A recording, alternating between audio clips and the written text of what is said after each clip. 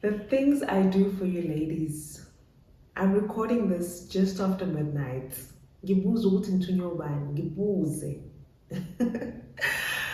But it's fine. Let's get into it. So we've seen a lot of public health facilities in the news lately due to the recent protests regarding access to these facilities.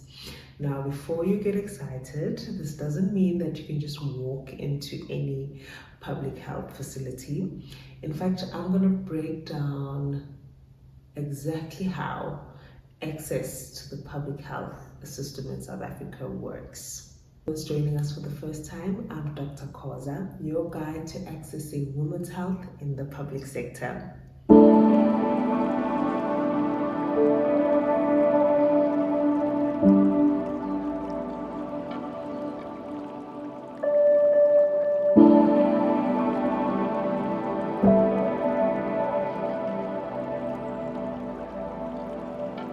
Three different levels of care in the South African public sector. I'm going to break them down to you, starting from your clinics all the way up to your tertiary and quaternary hospitals. These have varying levels of care and access to resources. So right at the bottom, you have your clinics and your community health care centers. So these provide diagnosis and treatment of common illnesses, as well as providing antenatal care for low-risk patients, immunizations, contraceptives, and screening for your cervical cancers. These facilities are managed by nurses. Some may have doctors as general practitioners on site. They have basic equipment such as BP machines, glucose machines, and X-ray and ultrasound facilities. So the next level of care is your district and regional hospitals. Any case that the clinic feels is too complex for them, they'll then give you a letter and you'll be referred to a district hospital, for instance. So district hospitals are managed by doctors who are general practitioners. They may have access to allied health workers as well, so such as your physiotherapists and your dietitians. At this level, there will most probably be theatre facilities as well, so your cesarean sections can be performed at district hospitals.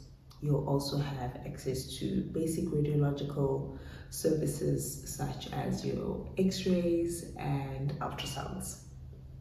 If a case is too complex for the doctors at the district level, they'll then give you a letter and refer you to a regional hospital. So at a regional hospital, you'll have access to specialist doctors such as obstetrician and gynecologists, as well as a wider variety of allied health care workers such as psychologists and occupational therapists. Here you have access also to more complex operations such as hysterectomies, as well as more specialized radiological services such as CT scans. It's late. Okay. So yeah, that's your regional hospitals. Once again, if a case is too complex for the doctors at the regional hospital, they'll give you a letter and you'll be referred to a tertiary or quaternary level hospital. So here you have super specialist doctors such as your cardiologists and your gynae oncologists. You may also come across medical students from time to time. As a side note, please allow the medical students to engage with you. Your favorite doctor didn't just become brilliant on their own. They were once in the very same shoes as that student, and someone allowed them access and an opportunity to practice their skills. So please, please, please, engage with the students, allow them to become brilliant doctors for the future as well. Okay, I digress. These hospitals also provide more advanced diagnostic tests such as your MRIs, and you'll have your most complex of surgeries being performed here. So the public healthcare system in South Africa was designed this way because there's simply not enough resources for everyone to access at all the healthcare facilities. So this design ensures that the patients that need the more specialized treatments are able to have access to that. So what does this mean for you as an ordinary South African who wishes to access healthcare in the public sector? It's simple. Find your nearest clinic. There they will treat whatever condition you are presenting with. If they are unable to assist you, they will then refer you to the appropriate level of care. If you have any emergency, you can present to your nearest health facility. You'll be stabilized there and then referred to the appropriate healthcare institution. Of course, this is a very basic overview of how things work in the public sector.